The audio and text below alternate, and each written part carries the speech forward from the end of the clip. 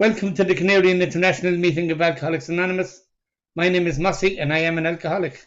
And my name is Mick, and I'm also an alcoholic, serving as your secretaries today. Please join us for a few moments silence to remember the still suffering alcoholic, both inside and outside this meeting.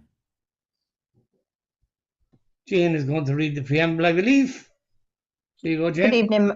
Good evening. My name's Jane. I'm an alcoholic. Alcoholics Anonymous is a fellowship of men and women who share their experience, strength and hope with each other, that they may solve their common problem and help others to recover from alcoholism. The only requirement for membership is an honest desire to stop drinking. AA has no dues or fees. It is not allied with any sect, denomination, politics, organisation or institution.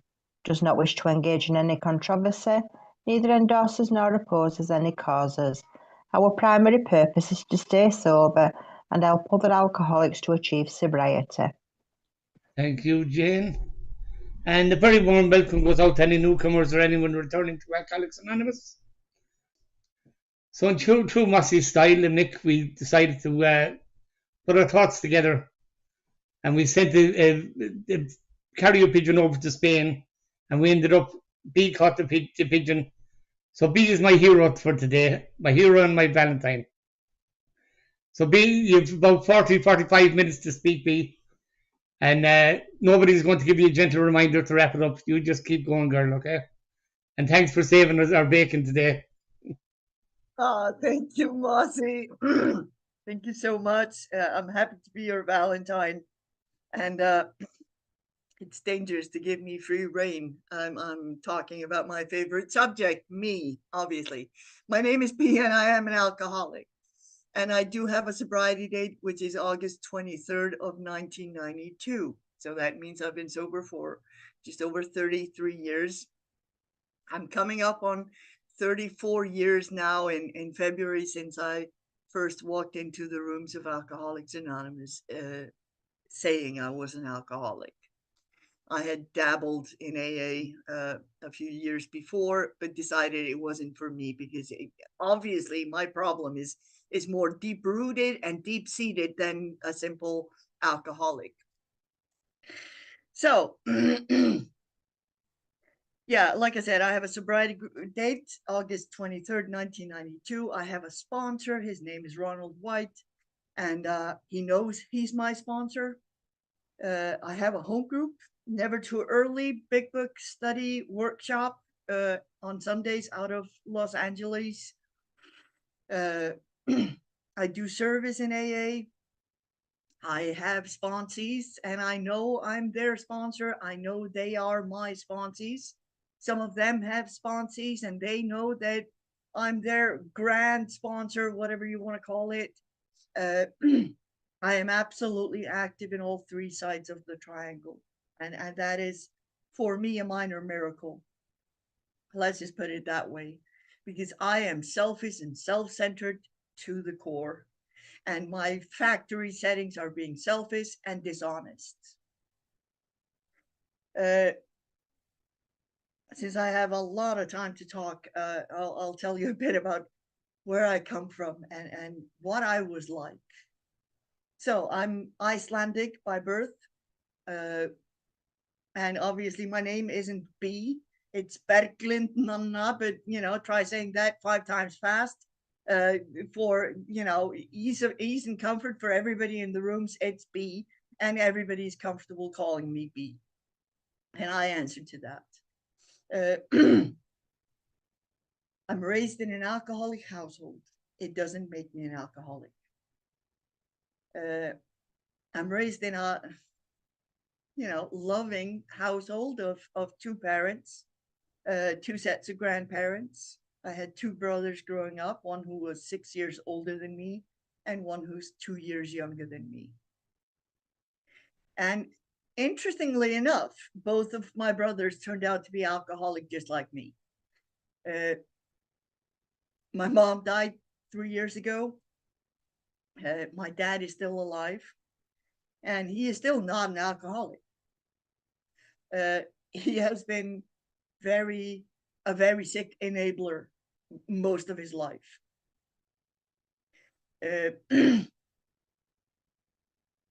My mom was the resident alcoholic, and my mom was a violent, toxic, narcissistic drunk. And she was a phenomenal woman. And I absolutely loved and adored her in so many ways. And see, as I'm growing up, alcohol was always part of the equation. There was always alcohol in the house. There were always parties. And, you know, my parents were fairly young when they had me. My mom was only 15 or 16 when she had her first kid. She had just turned 20 when I came into being, and so my parents were young, and so alcohol was definitely part of the equation. And I remember parties in our living room where, you know, friends and family were fall over drunk, you know, at the end of the night. So alcohol was always part of my life. We moved when I was 7 or 8 into the house that my dad had built for us, and the drinking escalated because all of a sudden my dad had room in the house to run a brewery to keep my mom plied with alcohol, because alcohol is very expensive in Iceland. Let's just leave it at that. And running a brewery in the house was a way to keep my mom plied with alcohol and fairly manageable. And I remember growing up that next door, the next house in the street we lived in, there was a binge drinker. He had a huge family. They were dirt poor, and he drank with the Skid Row bumps, right? And he'd be sober for weeks on time, you know, going to work and everything's okay. And, you know, a lot of kids in that house. One of them was severely disabled. He was autistic and deaf, and it was an absolute chaos and mayhem kind of situation. But then he'd go out and drink, right? And within a day or two, all of the Skid Row bums would be in his house drinking. And I remember as a kid, my mom pointing at that house. There's alcoholism in that house. There's a drinking problem in that house. But in my house, my mom had a career. She went to work in the mornings. She had a big job. She worked in banking most of her life, and she drank out of crystal glasses with 24-karat gold rims. So there was not a drinking problem in my house. The fact that she drank every day and got violent and used the living room furniture as frisbees in the house was not a problem, right? So that's my understanding of alcoholism. If I'm drinking with the Skid Row bums, I'm an alcoholic. If I'm drinking out of stemware, I'm not an alcoholic. And I picked up the first drink when I was 9. And to me, it was a natural progression. I watched my mom do that, right? Perfectly normal. And I absolutely believe that I was an alcoholic from the first drink. I had all of the isms way before I picked up a drink. I was burdened with superior intelligence. I was, you know, a year ahead in school. I would have been more than 1 year ahead if my dad had not put his hand down and said, no, that's not an option.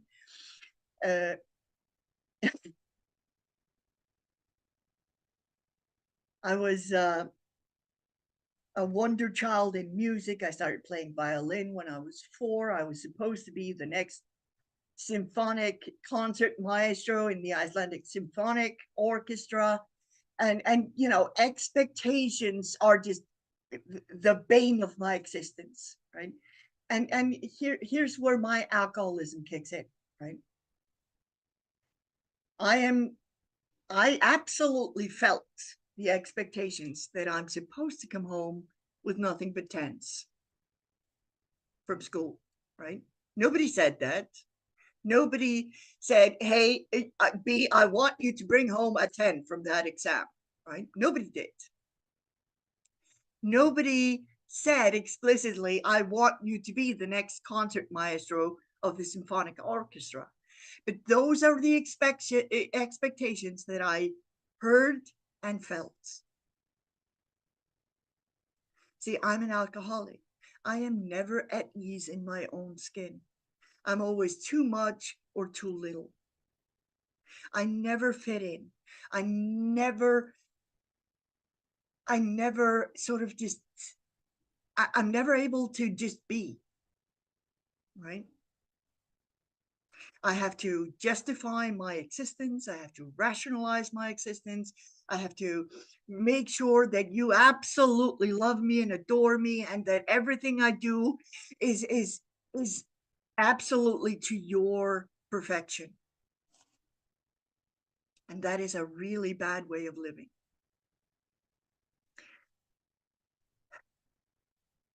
By the time I don't know, 6, 7, I'm speaking 2 languages. I'm outsmarting everybody everywhere, right? And I can see, looking back, that my parents were at a loss with me from the get-go. I am super independent. I'm super self-reliant. I don't need your help with anything, right? So I'm the child that started walking when I was 6 months old. Try dealing with that. Try dealing with a child that starts running when she's 9 months old. Try dealing with a child that decides at 1 year old that peeing into nappies is not cool.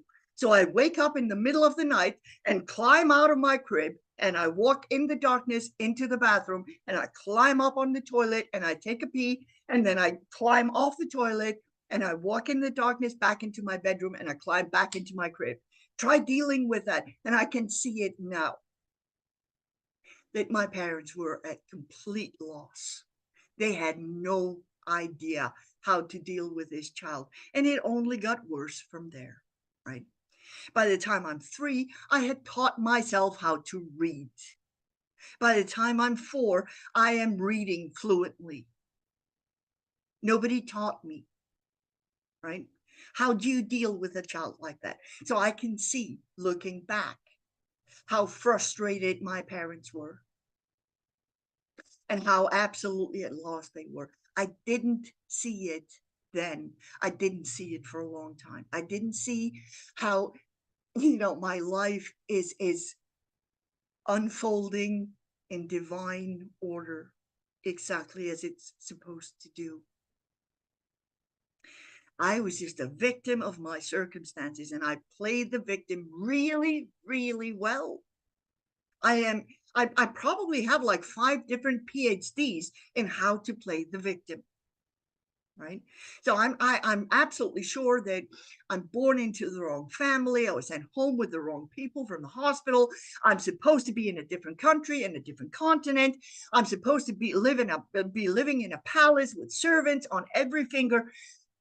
These are all my alcoholic fantasies because I don't know how to be.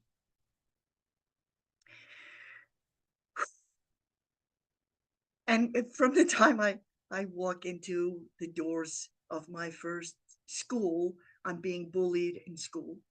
It doesn't make me an alcoholic, right? I'm younger than everybody. My last name is ridiculous. I play the violin. It is not sexy to play the violin back in the 70s. It was not sexy at all. I was tiny. I was like a tiny toothpick. And it was just, it was horrible. And I wanted to die every single day. So when I picked up a drink when I was 9, there was a solution. I had a spiritual experience, a synthetic spiritual experience, because alcohol will give me that synthetic spiritual experience for a while. So from the first drink, I was absolutely sure that I was going to do this again. Am I going to sit here and tell you that I was drinking every day from the day I was 9? No. But because there was a brewery running in the basement of my house, I had fairly easy access to alcohol. So, you know, I could get my hands on alcohol anytime I wanted. So by the time I'm 10, 11, I'm drinking almost every weekend. By the time I'm 12, I'm disappearing from home. I'm rebelling. Rebel is one of my middle names. I'm like, I'm the rebel without a cause. I'm going to show you that I am better than you, that I don't need you, da, da, da, da, da, da, da. And I'm disappearing for days on end. And my parents have no idea where I am. And this is before cell phones and internet. So the cops are advertising for me in the newspapers and the radio and the TV. We are looking for this girl. Have you seen her? Fairly early on in my drinking career, I realized that I had a superpower. I was a girl, right? And I could get what I wanted if I put out certain things, right? So from the time I'm, I don't know, 13, 14, something like that, I'm in practicality a sex worker because I give you sex and I get what I need. There's transactional, there's transactions in that, right? That's the definition of a sex worker.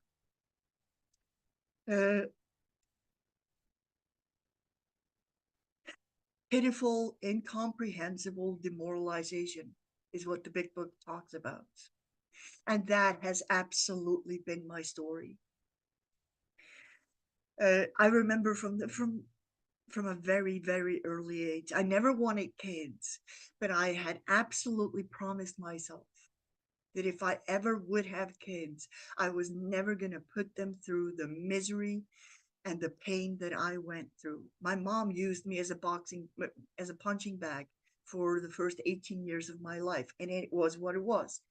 It didn't make me an alcoholic. It certainly hasn't made me a victim. It has made me a survivor, and it has given me some unhealthy coping mechanisms throughout my life. But that was the last principle, right? I'm never going to beat my kids. If I have any, I'm never going to beat them.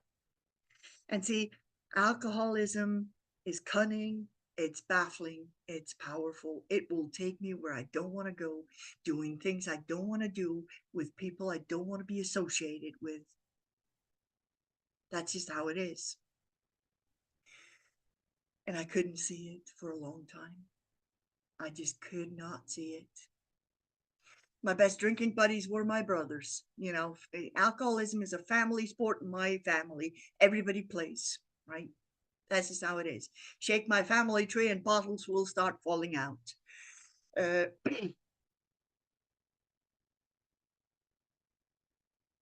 My parents tried absolutely everything.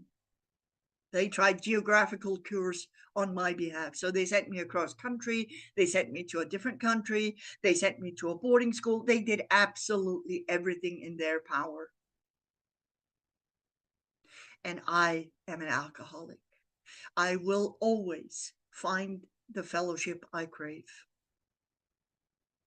I will always find that one alcoholic to play with. That's just how it is. That's how I'm wired.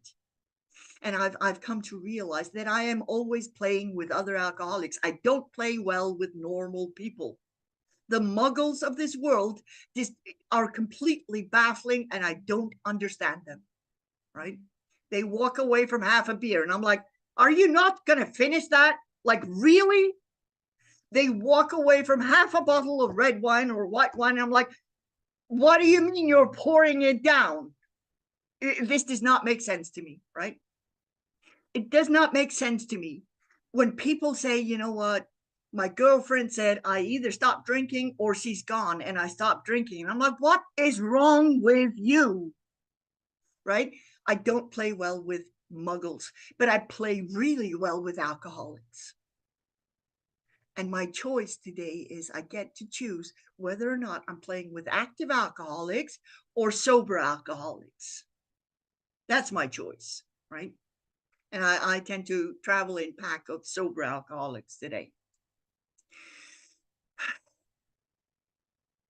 By the time I'm 19, I've done all the geographicals there are, possible to make.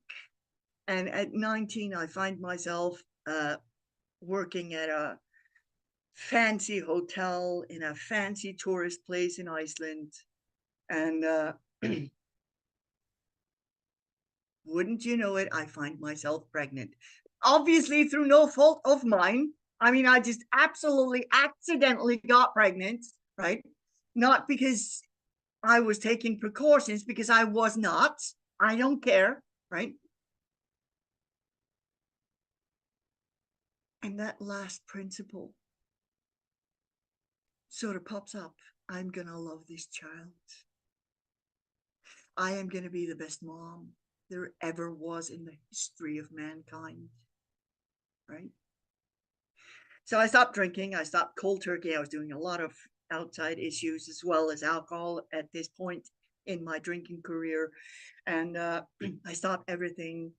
I know this is not good for a woman that's pregnant. So I stopped everything. And then when I got the sonogram at like 18, 20 weeks of pregnancy, and the text says, well, it's a healthy baby. We got a spine, we got a beating heart, we got a brain, we got 10 fingers, 10 toes, everything's perfect. I'm like, cool. And what does my alcoholic mind do? It tells me, hey, you know what? Drinking red wine is really, really good for pregnant women. So when you guys were looking, I was drinking red wine. And when nobody was looking, I was drinking whatever I could put my hands on. So for the last 20 weeks of that pregnancy, I drank.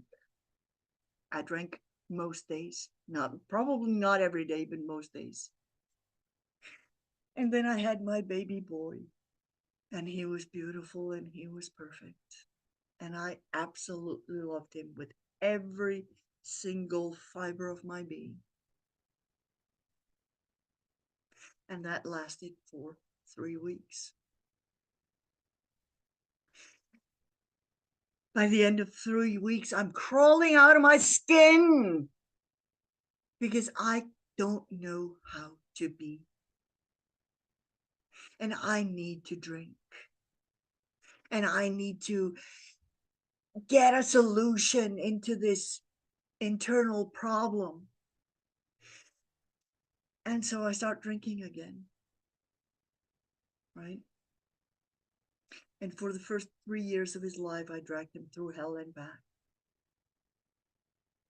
And by the end of those 3 years, I was beating my keg just the way I had been beaten. And that last principle was thrown out the window. I don't care. I need to drink. I need my fix. I need my solution. By this time, the solution is not working. It doesn't matter how much I'm putting into my system. None of it works.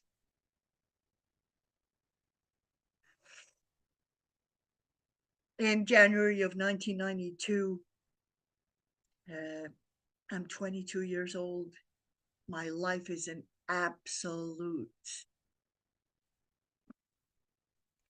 it's absolutely chaos and mayhem and misery.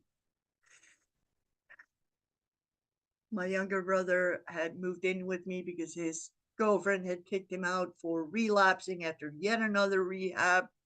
And in late January of 1992, he got arrested for a violent crime. And while he was in solitude in jail, he got sober. And obviously, I'm the victim here. Let's just be clear on that. I am the victim. He walked out the door, he got arrested, he was put in jail, and he left me. How am I supposed to deal with that, right? Because I speak Victimese very well. I speak it fluently. It's all about me. And it took about 3 weeks for me to be on that, at that jumping off place. I cannot imagine life with alcohol. I cannot imagine life without it. I cannot imagine living. I don't want to live, and I'm too scared to kill myself. And I ended up in detox for 2 weeks, rehab for another 4 weeks, thinking, yeah, I'm just going to learn this, right? I'm just going to study this. And I walked around for 2 weeks in that detox, 4 weeks in that rehab with a notebook, noting down every single lecture. I'm going to study this and I'm going to learn it. And I know how to study, right? So, this is not going to be a problem for the rest of my life. And you know what? It was. Because I went through those 6 weeks with dishonesty. I told you what I thought you wanted to hear because I'm really good at that. But not much of it was true. I walked out of that rehab with all of my darkest secrets. And I, walked into AA. And I had been to a couple of, a few AA meetings here and there in the months leading up to this. And the only thing true out of my mouth was my name. I told you I was an alcoholic, but I hadn't conceded to my innermost self that I'm an alcoholic. And 6 months to the day from the day I walked into that detox clinic, August 22nd, I picked up a drink. Because that insidious insanity, you can have one. One beer is not going to kill you. Nobody has got drunk on one beer. Nobody has died drinking one beer. You can have one. I have never done one of anything, right? But I still think I can do one. And within an hour and a half, that one beer had turned into, 20 beers, a lot of other drinks. And I had my hands full of outside issues in a filthy bathroom in a filthy bar, right? And it lasted for 12 hours. And it was absolutely scraping the bottom and digging down on my rock bottom. And I had that moment of clarity around noon, August 23rd. This is not the life I want. I want something different. And I got myself home and I called my brother and I said, I relapsed last night. I drank. And he was like, yeah, that's not funny. Are you coming to the meeting tonight? And I'm like, I am not kidding you. I relapsed. I'm still drunk. I'm still drugged. I'm still high as a kite. I don't know what to do. And I walked into that Sunday night meeting, and it was a step meeting. And I promised myself that I would never forget how I felt sitting down in that red chair, in that pink room, in the attic of that little house, right? And I still haven't forgotten that feeling. And that feeling is not going to keep me sober. That feeling is not going to keep me sane. I thought it would. I thought it did. And for 15 years, the first 15 years of my sobriety, I really tried to prove it to you. I was talking about this earlier today, that insanity of no solution. When I'm not treating my alcoholism with alcohol, and I'm not treating my alcoholism with a program of Alcoholics Anonymous and God. That is insanity. And it is a spiral of worsening insanity with every single day. And I spent 15 years in that place. And I would not wish that place upon my worst enemies. Great events came to pass in my life in 2007. And I finally, at almost 15 years sober, I finally surrendered. to the program of Alcoholics Anonymous. I was finally willing to do whatever. I was finally willing to go to any lengths. I was finally listening to directions and following them. And my life has not been the same since. It has been absolutely magical and unbelievable and difficult and hard and heartbreaking and victorious and amazing. It has been everything, right? Either God is everything or he's nothing. The same goes for sobriety. Either sobriety is everything or it is nothing.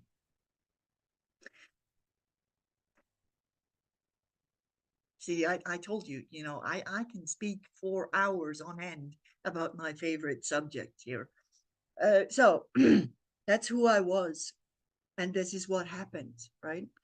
And now what am I? Well, apparently, and I have this on authority because people keep telling me, I have opinions though, but apparently I'm a woman of integrity. I'm an honest woman. Apparently I'm a principled woman. Again, I have opinions, right? Because I'm an alcoholic and I tend to think I'm not enough and I'm too this and I'm not enough that and I've done a lot of work. I've done a lot of internal work. I've done a lot of outside therapy. But apparently I'm honest, I'm principled. I have integrity. And that has not been easy to come by. Not for an alcoholic of my kind. It took me 2 years in sobriety to get through a day without lying, cheating, or stealing, right? And by the end of those 2 years, right, I thought, well, now I got this honesty thing down, right? I'm not lying, I'm not cheating, I'm not stealing. And guess what? My understanding of honesty has changed dramatically since then. I've learned so many things in my sobriety that I looking back, they're fairly obvious, right? Like the fact that it takes 2 years to stay sober for 2 years. And it took me 2 years to understand that it takes 2 years to stay sober for 2 years. This is fairly obvious, right? But to my alcoholic mind, it was not. Because I was going to be sober for 2 years in my first 3 months, right? That's how I roll. That's what I do. So many of my lessons have been fairly obvious in hindsight, and I've had to work for them. And it's not because I'm stupid. It's not because God didn't give me intelligence, but because I'm an alcoholic and I suffer from the delusion of the mind. And I am constantly rearranging facts to fit into my delusion. I have an ego the size of Metallica on a good Saturday night, and nothing you can do can break my ego.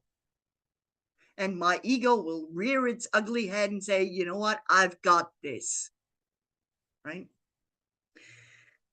What I've come to learn is that my ego is my worst enemy, and I don't got this at any time, right?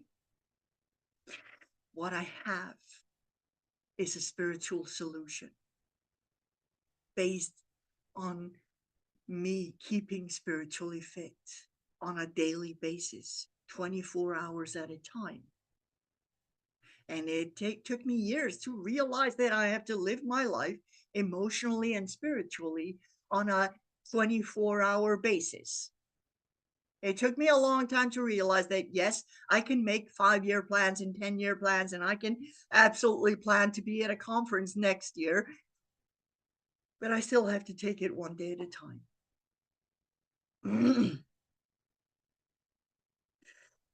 I told you I had a child while I was drinking. I had another one in early sobriety, and I never wanted kids.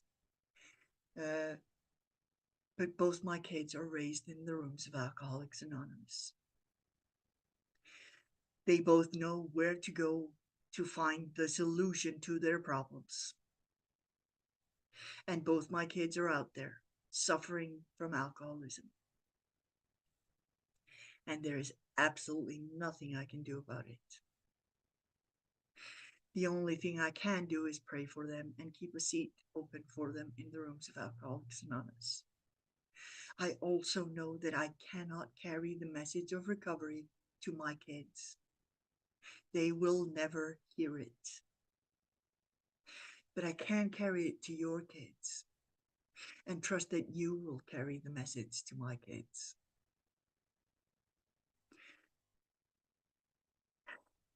My life, like I said, it's magical. You know, Harry Potter and the Goblet of Fire, right? And the tent that Harry Potter walked into at the Quidditch World Cup. That's my life. It doesn't look like much on the outside. It's just a tiny little tent. And you walk in and it's a freaking palace. And that's my life. It doesn't look like much from the outside. I moved to Spain 8 years ago. Again, great events in my life tend to be in the form of divorce, domestic violence, homelessness, losing everything. It doesn't look good, trust me, but these are the great events of my life, and I've come to cherish them. And 8 years ago, my life imploded yet again. And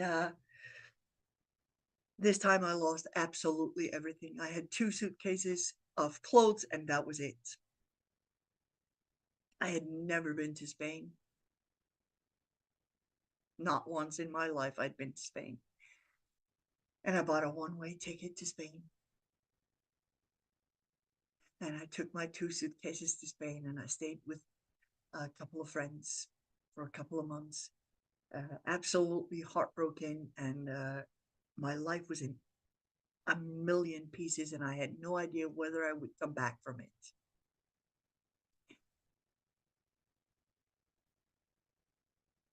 And here I am, 8 years later. I live in a, decent, fairly small apartment, 2 bedrooms, 1 bath, 1 tiny little kitchen and a living room. I have 2 cats. I have a tiny little moped down in the garage. Don't have a car. It doesn't look like much, right? And it is huge on the inside. I've built a beautiful life here. I've built beautiful relationships in my sobriety. I am absolutely surrounded by people that love me unconditionally. I've managed to rebuild relationships with my family. Some have come easier than others, but I do have at least relationships with not everybody, but most of my family. I am being of use to God and to the people around me on a daily basis. I am of service. And if you had asked me 33 years ago, hey, so what's your purpose in life? I'm like, I'm going to be rich. I'm going to be on the cover of the AA magazine. I'm going to be the president of AA. I'm going to show you how to run this thing. I'm going to, have like 33 motorcycles. I'm going to have like 25 sports cars. And I'm going to have like 2 or 3 different houses in different continents. And I'm going to be really good. That was my purpose in life. Now, my purpose in life is to be of service. And it's not about the things I have. It's not about the things. It's about the people and the relationships in my life. Who'd have thunk? I would have sold myself short if I had lived my life living up to the dreams that I had. Because I never dreamt of this.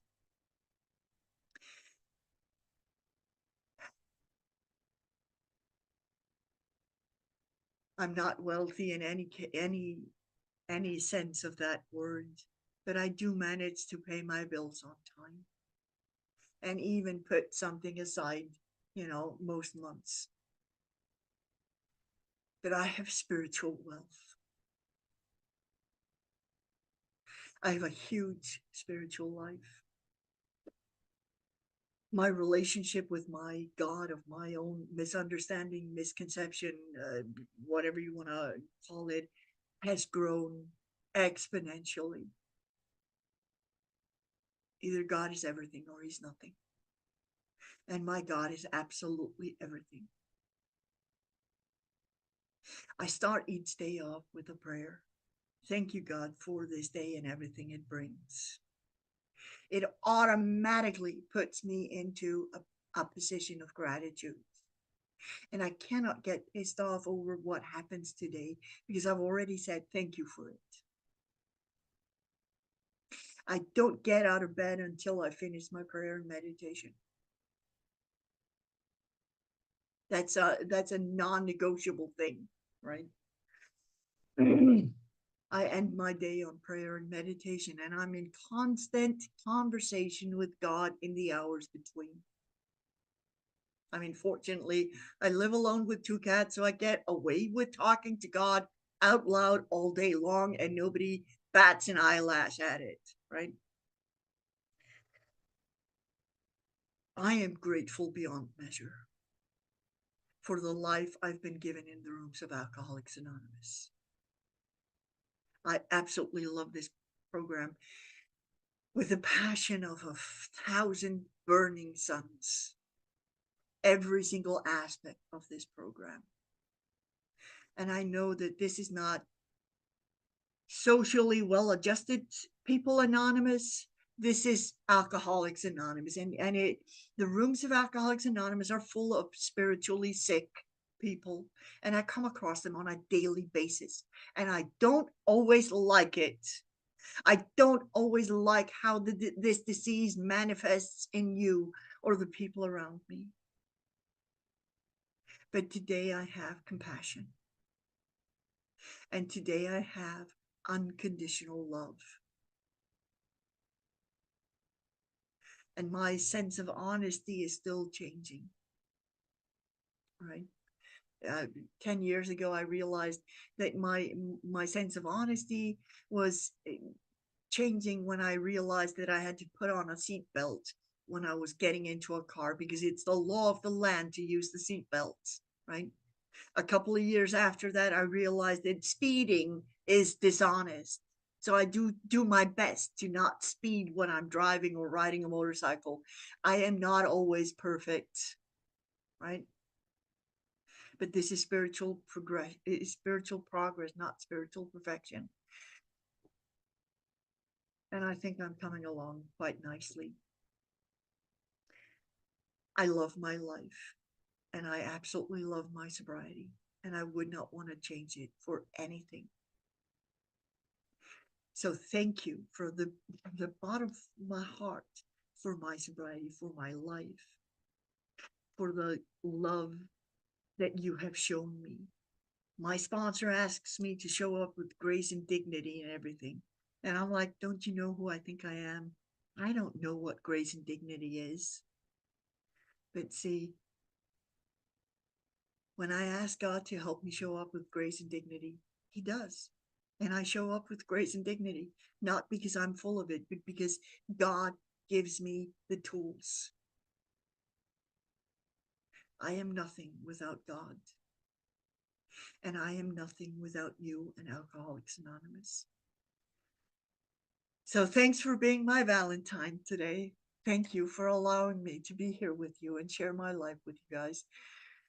It has absolutely taken me out of me. I'm speaking at the Women's International meeting in a couple of hours, and I was sort of getting anxious and stressed about it, and that just flew out the window. So thank you. Thank you for my serenity. Thank you for giving me a reason to carry on. And I love you, and that's all you get out of me. So thank you. B, you're an absolute star, and you are my hero today. And thank you so much. I've known you for the last few years, but Your story just blew me away there. I would just want to tell you, I'm looking straight at you now, even though the camera's the other side of me. I'm the richest man you'll ever meet in your life. I'm blessed because of this fellowship. But I'm surrounded by love no matter where I go.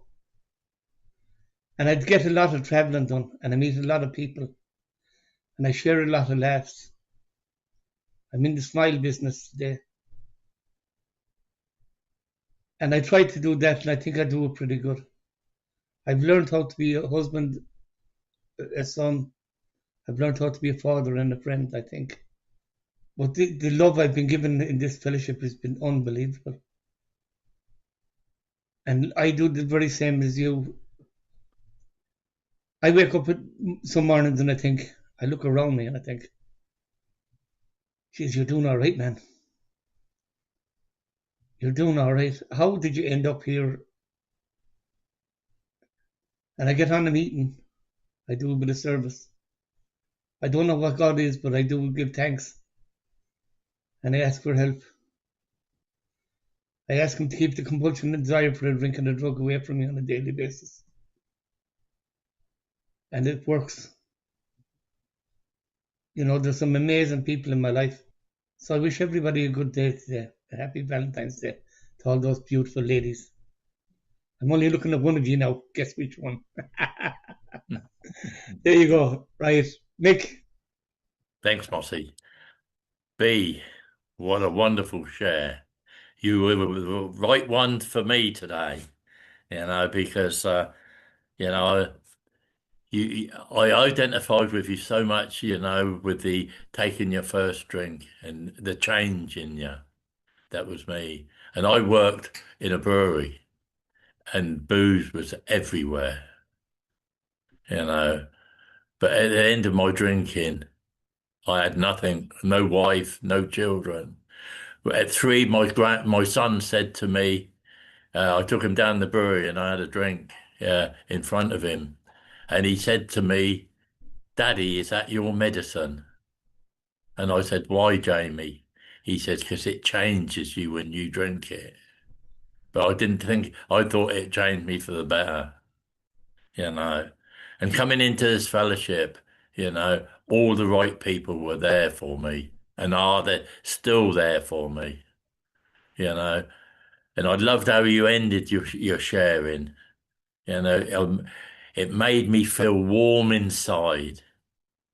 And this morning I went out early. I always go out early with my dog in the mornings before it gets light. And it was light this morning when I went out. And I was looking at the sky and the trees and that. And I said to God, "Thank you for all this. I might balls it up today, but thank you for what I can see and feel at this very moment." And it's been a good day. I've had a couple of Valentine flashes from the ladies here in the earlier meeting, and that pleases me. See, I lost my love of my life in sobriety. She was 40 years Al-Anon and that, and we worked the program together through this fellowship and Al-Anon, and we had a good life together, and thank you very much. Right, that's me finished. Bob's going to do the promises. There you go, Bob. Thanks, Mick. My name's Bob. I'm a grateful alcoholic, and these are the 9-step promises. If we are painstaking about this phase of our development, we will be amazed before we are halfway through. We gain to know new freedom and new happiness.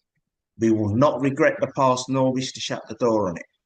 We will comprehend the word serenity and we will know peace. No matter how far down the scale we have gone, we will see how our experience can benefit others. That feeling of uselessness and self-pity will disappear. We will lose interest in selfish things and gain interest in our fellows. Self-seeking will slip away. Our whole attitude and outlook upon life will change. Fear of people and of economic insecurity will. We will intuitively know how to handle situations which used to baffle us. We will suddenly realize that God is doing for us what we could not do for ourselves. Are these extravagant promises? We think not. They are being fulfilled among us, sometimes quickly, sometimes slowly. They will always materialize if we work for them. Thanks, so let me be a service. Thank you. And I think that's it. I've lost my script, so I'm going to have to wing it, unless I have it up here again. Have it up here. Thank everyone for service. Nick, I want to thank you for your service. Thank you. You're a good man, despite what Barney says about you. And I want to thank Bruce for keeping his eyes open there and keeping an eye in the waiting room. Thanks everyone who shared. Karen for doing the timer. And B, could you pass on the details of the women's thing? And I'll post it up there for the ladies. And B, I want to thank you for saving the day today. And have you got the script there, Mick, again? I have. Reminder that we have a meeting on 7 days a week at 8:30 a.m. UK time. We also have a lunchtime meeting every Sunday at 1 p.m. UK time. This is a meditation meeting. We also have on Saturdays, we have the 6 p.m. we have the old timers meeting, an extended share recorded for the archives. And Thursday evening, we have a meeting at 7:30 p.m. UK time. We use the same meeting code for all our meetings. Stick around for fellowship after this meeting. If you want a breakout room after the meeting, please let the host know. And the yellow card, who you see here? What you hear here, when you leave here, let it stay here. And Bruce has his handy up there. Thanks, Mossy. My name is Bruce. Just a reminder for folks that next Wednesday we have our monthly business meeting on Wednesday evening at 7 p.m. and next week on Saturday the 21st, after the regular morning meeting, it was agreed 2 weeks ago to postpone our last group conscience till the 21st. So we'll be having a group conscience for which the questions that we were going to discuss were put into the WhatsApp groups, I believe, 2 weeks ago. For anybody interested, that will be coming up next weekend. Thank you. Thank you, Bruce. And that's it, guys. Just to get B to lead us out with the Serenity Prayer. And again, thanks, B. You're an absolute star. And I'm sure you'll make a fortune selling these recordings. Thank you for a beautiful meeting. So keep your eyes out for the International Women's Meeting in 2027. It's both in person and online, and it's an amazing experience of 5,000 women. You don't want to miss it. After a moment of Serenity Prayer, please.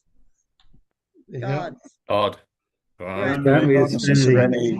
Accept the things I cannot change. Courage to change things that I can, and the wisdom to know the difference.